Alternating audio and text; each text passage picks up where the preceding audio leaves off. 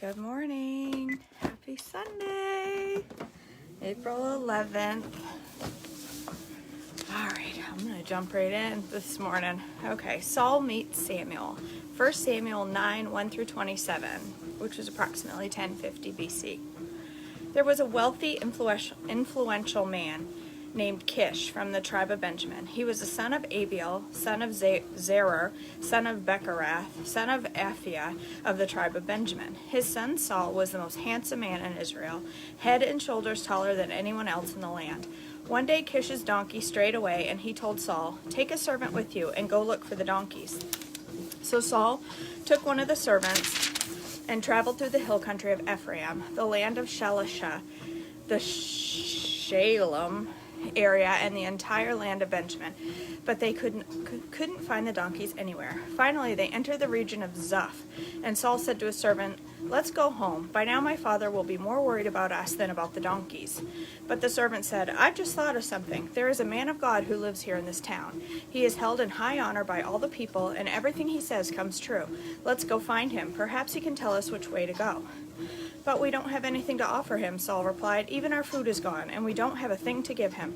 "Well," the servant said, "I have one small piece of silver. We can at least offer it to the man of God and see what happens."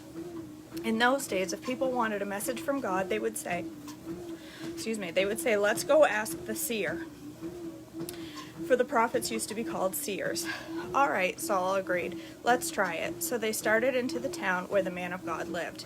As they were climbing the hill to the town, they met some young women coming out to draw water. So Saul and his servant asked them, "Is the seer here today?" "Yes," they replied. "Stay right on this road. He is at the town gates. He has just arrived to take part in a public sacrifice at the place of worship. Hurry and catch him before he goes up there to eat. The guests won't begin eating the food until he arrives to bless the food." So they entered the town, and as they passed through the gates, Samuel was coming out towards them to go up to the place of worship. Now the Lord had told Samuel the previous day, "About this time tomorrow, I will send you a man from the land of Benjamin. Anoint him to be the leader of my people Israel. He will rescue them from the Philistines, for I have looked down on my people in mercy and have heard their cry." When Samuel saw Saul, the Lord said, "That's the man I told you about. He will rule my people." Just then, Saul approached Samuel at the gateway and asked, "Can you please tell me where the seer's house is?" "I am the seer," Samuel replied. "Go up to the place of worship ahead of me. We will eat there together, and in the morning I'll tell you what you want to know and send you on your way. And don't worry about those donkeys that were lost 3 days ago, for they have been found, and I am here to tell you and your family that you and your family are the focus of all of Israel's hope." Saul replied, "But I'm only from the tribe of Benjamin, the smallest tribe in Israel, and my family is the least important of all families of that tribe. Why are you talking to me like this?" Then Samuel brought Saul and his servant into the hall and placed them at the head of the table, honoring them above the 30 special guests. Samuel then instructed the cook to bring Saul the finest cuts of meat, the pieces that had been set aside for the guest of honor. So the cook brought in the meat and placed it before Saul. "Go ahead and eat it," Samuel said. "I was saving it for you even before I invited these others." So Saul ate with Samuel that day. When they came down from the place of worship and returned to town, Samuel took Saul up to the roof of the house and prepared a bed for him there. At daybreak the next morning, Samuel called Saul. "Get up, it's time you are on your way." So Saul got ready, and he and Samuel left the house together. When they reached the edge of town, Samuel told Saul to send his servant on ahead. After the servant was gone, Samuel said, "Stay there, for I have received a special message for you from God." Samuel anoints Saul as king. 1 Samuel 10, 1 through 8. The period of judges came to a close when Saul became the king of Israel. Then Samuel took a flask of olive oil and poured it over Saul's head. He kissed Saul and said, "I am doing this because the Lord has appointed you to be ruler over Israel, his special possession. When you leave me today, you will see 2 men beside Rachel's tomb at Zelzah on the border of Benjamin. They will tell you that the donkeys have been found and that your father has stopped worrying about them and is now worried about you. He is asking, 'Have you seen my son?' When you get to the Oak of Tabor, you will see 3 men coming toward you who are on their way to worship God at Bethel. One will be bringing 3 young goats, another will have 3 loaves of bread, and a third will be carrying a wineskin full of wine. They will greet you and offer you 2 of the loaves, which you are to accept. When you arrive at Gibeah of God, where the garrison of the Philistines is located, you will meet a band of prophets coming down from the place of worship. They will be playing a harp, a tambourine, a flute, a lyre, and they will be prophesying. At that time, the Spirit of the Lord will come powerfully upon you, and you will prophesy with them. You will be changed into a different person. After these signs take place, do what must be done, for God is with you. Then go down to Gilgal ahead of me. I will join you there to sacrifice burnt offerings and peace offerings. You must wait for 7 days until I arrive and give you further instruction. Samuel's signs are fulfilled. 1 Samuel 10:9 through 16.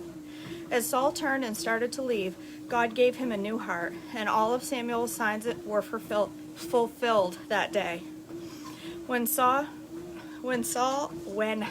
and his servant arrived at Gibeah, they saw a group of prophets coming toward them. Then the Spirit of God came powerfully upon Saul, and he too began to prophesy. When those who knew Saul heard about it, they exclaimed, What? I can't read this morning. When those who knew Saul heard about it, they exclaimed, What? Is even Saul a prophet? How did the son of Kish become a prophet? And one of those standing there said, Can anyone be a prophet, no matter who his father is? So that is the origin of the saying, Is even Saul a prophet? When Saul had finished prophesying, he went up to the place of worship. Where have you been? Saul's uncle asked him and his servant. We were looking for the donkeys, Saul replied, but we couldn't find them, so we went to Samuel to ask him where they were. Oh, and what did he say? His uncle asked. He told us that the donkeys had already been found, Saul replied, but Saul didn't tell his uncle what Samuel said about the kingdom. Saul is acclaimed king. 1 Samuel 10:17 through 27, around 1050 BC. Later, Samuel called all the people of Israel to meet before the Lord at Mizpah, and he said, This is what the Lord, the God of Israel, has declared.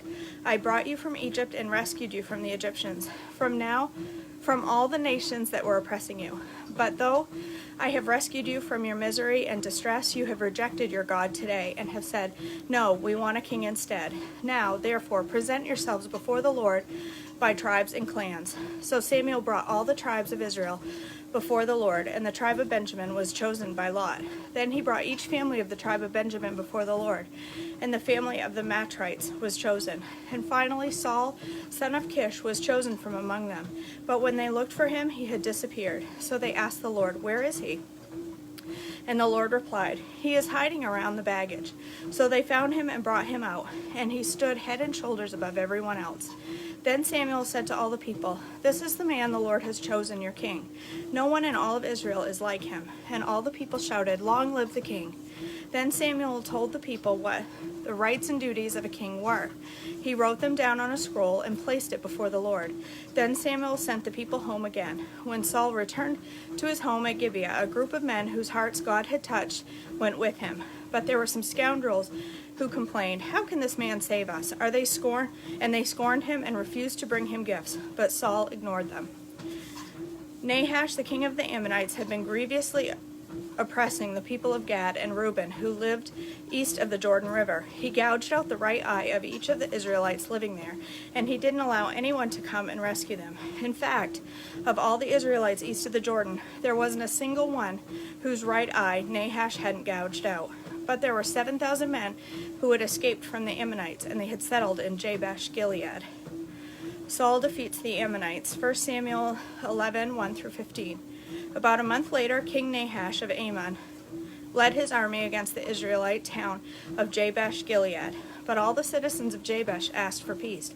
Make a treaty with us, and we will be your servants, they pleaded. All right, Nahash said, but only on one condition. I will gouge out the right eye of every one of you as a disgrace to all of Israel. Give us 7 days to send messengers throughout Israel, replied the elders of Jabesh. If no one comes to save us, we will agree to your terms. When the messengers came to Gibeah of Saul and told the people about their plight. Everyone broke into tears. Saul has been plowing a field with his oxen, and when he returned to town, he asked, "What's the matter? Why is everyone crying?" So they told him about the message from Jabesh. The Spirit of God came powerfully upon Saul, and he became very angry. He took 2 oxen and cut them into pieces and sent messengers to carry them throughout the land of Israel with this message.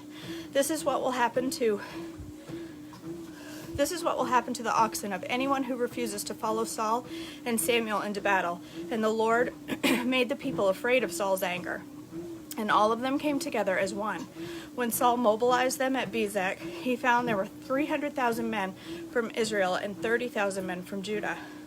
So Saul sent messengers back to Jabesh Gilead to say, "We will rescue by noontime tomorrow." There was great joy throughout the town when that message arrived. The men of Jabesh told their enemies, "Tomorrow we will come out to you, and you can do to us whatever you wish." But before dawn the next morning, Saul arrived, having divided his army into 3 detachments. He launched a surprise attack against the Ammonites and slaughtered them the whole morning. The remnant of their armies was so badly scattered that no 2 of them were left together. Then the people exclaimed to Samuel, "Now where are those men who said, 'Why should Saul rule over us?' Bring them here, and we will kill them." But Saul replied, "No one will be executed today, for the Lord has rescued Israel." Then Samuel said to the people, "Come, let us go to Gilgal to renew the kingdom." So they all went to Gilgal, and in a solemn ceremony before the Lord, they made Saul the king. They offered peace offerings to the Lord, and Saul and the Israelites were filled with joy. Samuel's farewell address, 1 Samuel 12, 1-25. Then Samuel addressed all of Israel. "I have done as you asked and given you your king. Your king is now your leader. I stand here before you, an old gray-haired man, and my sons serve you. I have served as your leader from the time I was a boy to this very day. Now testify against me in the presence of the Lord and before this anointed one. Whose ox or donkey have I stolen? Have I cheated any of you? Have I oppressed you? Have I ever taken a bribe or perverted justice? Tell me, and I will make right whatever I have done wrong." "No," they replied, "you have never cheated or oppressed us, and you have never taken even a single bribe. The Lord and his anointed one are my witnesses today," Samuel declared, "that my hands are clean." "Yes, he is a witness," they replied. "It was the Lord who appointed Moses and Aaron," Samuel continued. "He brought your ancestors out of the land of Egypt. Now stand here quietly before the Lord, as I remind you of all the great things the Lord has done for you and your ancestors." When the Israelites were in Egypt and cried out before the Lord, he sent Moses and Aaron to rescue them from Egypt and to bring them into this land. But the people soon forgot about the Lord their God, and he handed them over to Sisera, the commander of Hazor's army, and also the Philistines into the king of Moab, who fought against them. Then they cried out to the Lord again and confessed, "We have sinned by turning away from the Lord and worshiping the images of Baal and Ashtoreth. But we will worship you and you alone, if you will rescue us from our enemies." Then the Lord sent Gideon, Bedan, Jephthah, and Samuel to save you, and you lived in safety. But when you were afraid of Nahash, the king of Ammon, you came to me and said you wanted a king to reign over you, even though the Lord your God was already your king. All right, here is the king you have chosen. You asked for him, and the Lord has granted your request. Now if you fear and worship the Lord and listen to his voice, and if you do not rebel against the Lord's commands, then both you and your king will show that you recognize the Lord as your God. But if you rebel against the Lord's commands and refuse to listen to him, then his hand will be as heavy upon you as it was on your ancestors. Now stand here and see great things the Lord is about to do. You know that it does not rain at this time of year during the wheat harvest. I will ask the Lord to send a thunder and rain today. Then you will realize how wicked you have been, asking the Lord for a king." So Samuel called to the Lord, and the Lord sent thunder and rain that day, and the people were terrified of the Lord and of Samuel. Pray to the Lord your God for us, or we will die," they all said to Samuel. "For now we have added to our sins by asking for a king. "Don't be afraid," Samuel reassured them. "You have certainly done wrong, but make sure now that you worship the Lord with all your heart, and don't turn your back on him. Don't go back to worshiping worthless idols that cannot help or rescue you. They are totally useless. The Lord will not abandon his people, because that would dishonor his great name. For it has pleased the Lord to make you his very own people. As for me, I will certainly not sin against the Lord by ending my prayers for you, and I will continue to teach you what is good and right. But be sure to fear the Lord and faithfully serve him, thinking of all the wonderful things he has done for you. But if you continue to sin, you and your king will be swept away." There you go. That's it. I'm out of breath this morning. My allergies are a hot mess this morning. All right. Whew. There we go. April 11th. Thank you for joining me today for our chronological Bible reading. I am headed to Sam's Club for our monthly whatever shopping trip. And then I have some chilling to do this afternoon. So, all right, you guys, thanks for joining in. I appreciate all of you. I hope you all have a blessed Sunday. I hope that you can be a blessing to others somehow today. And that's it. I will see you back tomorrow morning for more Bible reading in our chronological Bible for day 94, 3. I don't remember. I typed it 2 minutes ago, but I still don't remember what it was. Day 90 something. All right. Have a wonderful Sunday. Love you guys. Bye.